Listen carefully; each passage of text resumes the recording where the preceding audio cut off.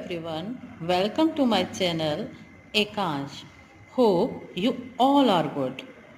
Class 7 we are doing chapter first, Emergence of Islam and its arrival in India. Today we will start from page number 6. Turkish invasion. At the time of Turkish invasion, India was divided into large number of kingdoms ruled by different kings and Samans. North India was under the rule of Rajput kings such as Chauhan, Tomar, Chandel and Chalukya etc. The Turk, whose territory had spread in Iran, Afghanistan and Turkestan, had also started invading India so as to further spread their kingdom. Invasion means आक्रमण।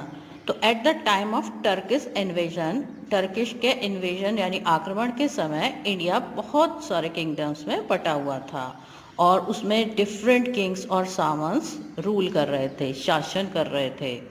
North India उस समय Rajput Kings के under में था, जैसे कि चौहान, तोमर, चंदेल और चालुक्य। तुर्क, जिसकी टेरिटरीज यानी जिसके क्षेत्र ईरान, अफगानिस्तान और तुर्किस्तान में फैल गए थे, उन्होंने भी इंडिया पर आक्रमण करना शुरू कर दिया था। had also started invading India so as to further spread their kingdom, ताकि वो अपने राज्य को और फैला सकें। Invasion of Mahmud Ghaznavi. Mahmud Ghaznavi was a Turk and the ruler of Ghazni. The first attack on India of a very large scale was launched by him. However, it was never his intention as to rule over India. His real ambition was to defeat other Turk rulers ruling in Iran, Afghanistan and Khorasan, and thus spread his own kingdom of Ghazni. Mahmood Ghaznavi एक Turk थे और वो गजनी के ruler थे। India पर जो सबसे पहले सबसे बड़ा अटैक हुआ था वो उन्होंने ही लॉन्च किया था। हालांकि उनकी यह इंटेंशन नहीं थी कि वह इंडिया पर रूल करें। जो उनकी रियल एम्बिशन थी वो अन्य तुर्क रूलर्स को पराजित करना था, उन्हें डिफीट देना था, जो ईरान, अफगानिस्तान और खुरासान में रूल कर रहे थे। वो अपना जो ओन किंगडम गजनी था उसे स्प्रेड करने के लिए उन्हें डिफीट करना चाहते थे।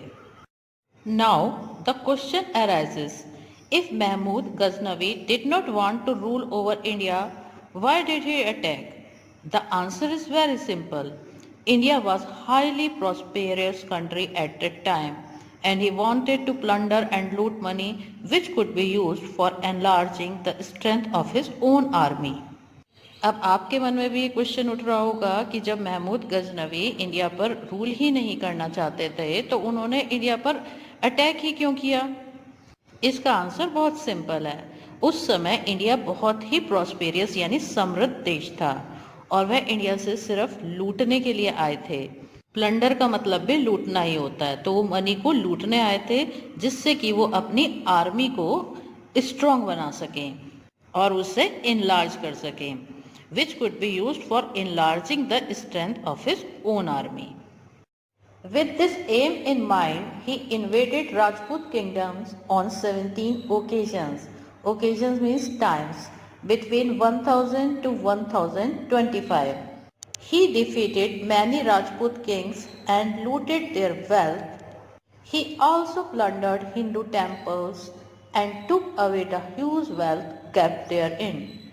The attack on Somnath temple in the year 1025 is the most popular of them.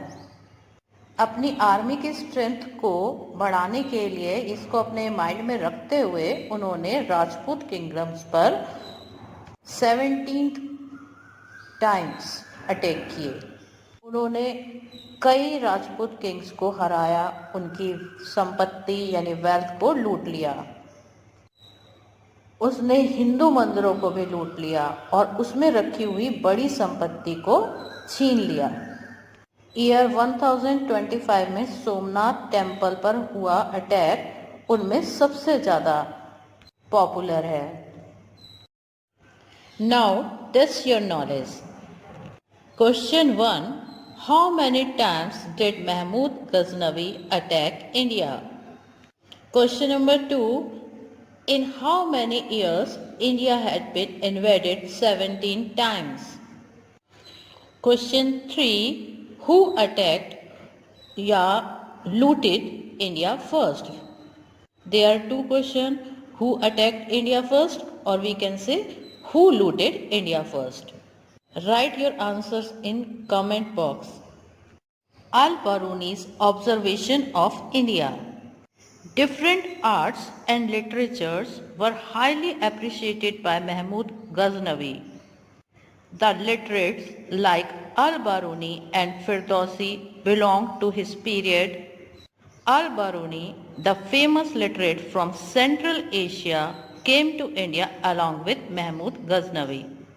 Al-Biruni, in his book Tehkeet-e-Hind, has thoroughly detailed about social and cultural life of India of 11th century.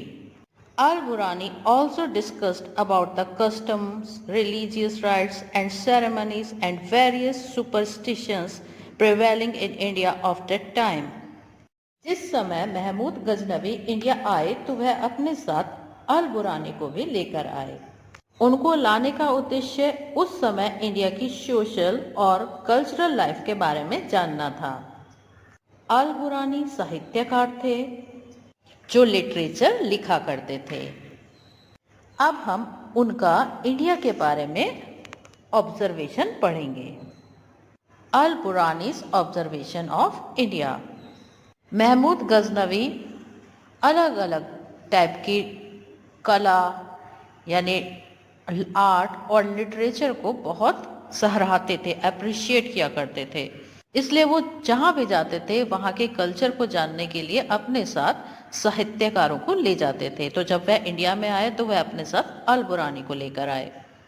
उस समय के famous साहित्यकार अल-बुरानी और फिरदौसी थे। Al-Burani, the famous literate from Central Asia, came to India along with Mahmud Ghaznavi. Al-Burani central Asia means Italy, ये Italian थे तो ये और महमूद गजनवी के साथ इंडिया आए। अल-बरूनी ने अपनी पुस्तक तहकीक-ए-हिंद में 11th सेंचुरी के भारत की सोशल और कल्चरल लाइफ के बारे में डिटेल में बताया है। अल-बुरानी ने उस समय इंडिया में जो रीति रिवाज चल रहे थे, जो सेरेमनीज होती थी और वेरियस सुपरस्टिशंस मतलब अंधविश्वास जो उस समय अंधविश्वास प्रचलित थे, उनके बारे में भी डिस्कस किया। The gist of what Al-Burani said about India is as below. Gist होता है सार। अल-बुरानी ने एक पूरी पुस्तक लिखी थी तहकीक-ए-हिंद। इतनी बड़ी पुस्तक आप नहीं पढ़ सकते, तो उसका जो सार है मतलब मेन बातें हैं उसके बारे में हम पढ़ेंगे। First, Indians had very narrow opinion about the foreigners and never admired their manner of eating, dressing, etc. Indians की फॉरेनर्स के बारे में बहुत नैरो राय थी, ओपिनियन थी। वो कभी भी उनके ड्रेसिंग मैनर, ईटिंग मैनर की कभी भी प्रशंसा नहीं करते थे। Number 2, Indians used to follow their traditional occupations. They considered it sin to follow other occupations, leaving one's own. The caste was associated with the birth. Indians अपने traditional occupation को ही अपनाते थे, यानी जो उनके फादर या उनके जो ग्रैंडफादर जो काम किया करते थे उसी को ही वो आगे अपनी लाइफ में शामिल कर लेते थे। अदर ऑक्यूपेशन का पालन करना पाप माना जाता था। सिन मतलब पाप। जन्म के साथ ही उनकी जाति भी डिसाइड हो जाती थी। The caste was associated with the birth. जिस भी फैमिली में वो जन्म लेते थे उसी के हिसाब से उनकी कास्ट डिसाइड कर दी जाती थी। Number 3, the food used to be served in separate dishes.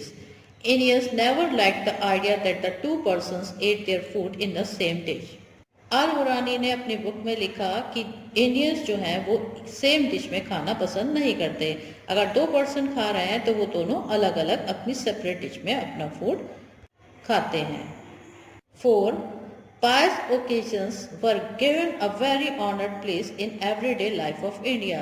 Pious होता है पवित्र, जितने भी पवित्र ओकेजन होते हैं उनकी इंडिया की एवरीडे लाइफ में एक ऑनर्ड प्लेस है, यानी इन ओकेजन को बहुत सम्मान दिया जाता है। It should be noted that there were certain aspects of life which al-Biruni appreciated a lot, such as number 1, Hindus had a very deep faith in God. It was their firm belief that the God is one. God in their view was omniscient, omnipresent, giver of life, and the only ruler of the world. 2. Indian astronomy had been evolved under 5 principles.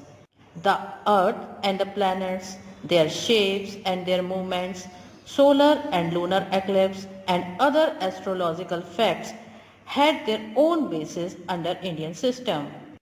Indian mathematicians and astrologers were highly efficient, but they had not paid too much attention towards the further development of these subjects. Their knowledge was purely based upon the conclusions laid down in ancient religious scriptures.